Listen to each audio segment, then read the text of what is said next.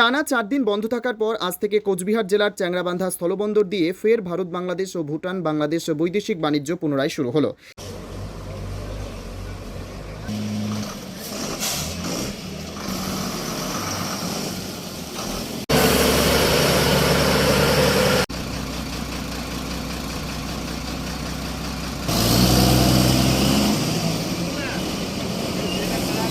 জানা গিয়েছে এদিন সকাল থেকে এই বাণিজ্য শুরু হয়েছে, চলবে বিকেল অবধি। বাংলাদেশের উত্তাল পরিস্থিতির কারণে এই বাণিজ্য বন্ধ ছিল।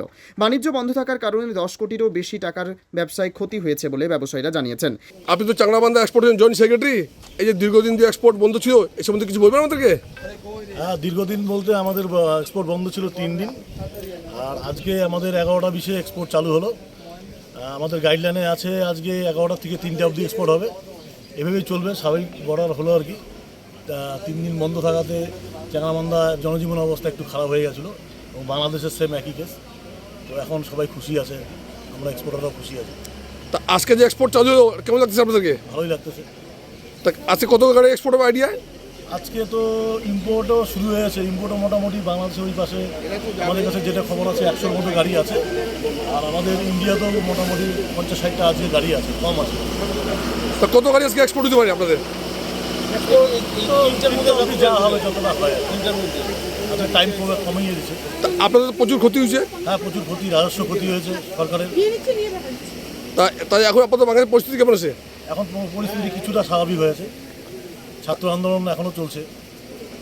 তা এদিকে কোনো ঝামেলা নেই তো আপনাদের? আমাদের এদিকে কোনো ভেজাল নেই, কোনো ঝামেলা নেই। স্বাভাবিকভাবেই এদিন সীমান্ত দিয়ে বাংলাদেশে পণ্য রপ্তানির কাজ শুরু হওয়াতে খুশি ব্যবসায়ী মহল। এদিন বাণিজ্য চালুর সময় চ্যাংড়াবান্ধা ইমিগ্রেশন চেকপোস্টে চ্যাংড়াবান্ধা এক্সপোর্টস অ্যাসোসিয়েশনের সহসম্পাদক শান্তু ঘোষ, সদস্য রঞ্জিত ঘোষ, C&F ওয়েলফেয়ার অ্যাসোসিয়েশনের সম্পাদক বিকাশ সাহা, তাপস দাশগুপ্ত, গোপাল সাহা, বাপ্পা ঘোষ প্রমুখ ছিলেন। এ নিয়ে কে কি জানিয়েছেন শুনব। এই যে চ্যাংড়াবান্ধার তো এক্সপোর্ট বন্ধ ছিল বাংলাদেশের কিছু অশান্তির কারণের জন্য, আজকে আবার এক্সপোর্ট শুরু হলো, কিছু বলবেন আমাদের এই সম্বন্ধে?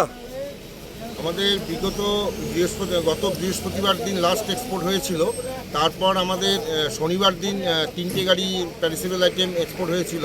তা যাই হোক, শনিবার থেকেই মেন বর্ডারটা বন্ধ ছিল এবং সাপ্তাহিক ছুটি মাঝখানে শুক্রবার দিন পড়ে গেছিলো। তা যাই হোক, আজকে সেটা চালু হলো। 11:10 থেকে এক্সপোর্ট ইম্পোর্ট দুটাই চালু হলো। এতে আমরা খুব খুশি হয়েছি এবং বাংলাদেশের পরিস্থিতি অতি শীঘ্রই স্বাভাবিক হয়ে যাচ্ছে এবং বাংলাদেশের যারা অ্যাডমিনিস্ট্রেশন থেকে আছেন তারা জানিয়েছেন যে এখন আপাতত সকাল 11টার থেকে 3টে অবধি এক্সপোর্ট ইম্পোর্ট চালু থাকবে। মোট বর্ডার কত গাড়ি দাঁড়াচ্ছিল? মোট গাড়ি এখানে দাঁড়িয়েছে 300 থেকে 350 গাড়ি দাঁড়িয়েছে। আপনাদের কেমন ক্ষতি হলো?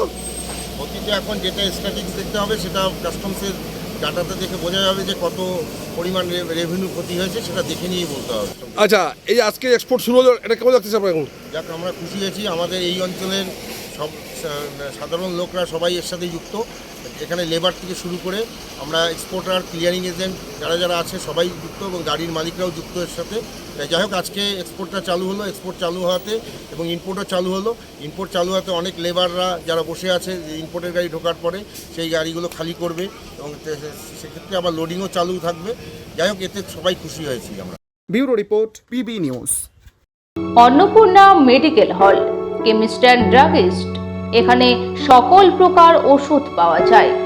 নবাবহাট মোড়, পূর্ব বর্ধমান। যোগাযোগ করুন 6295528655 অথবা 7602347696।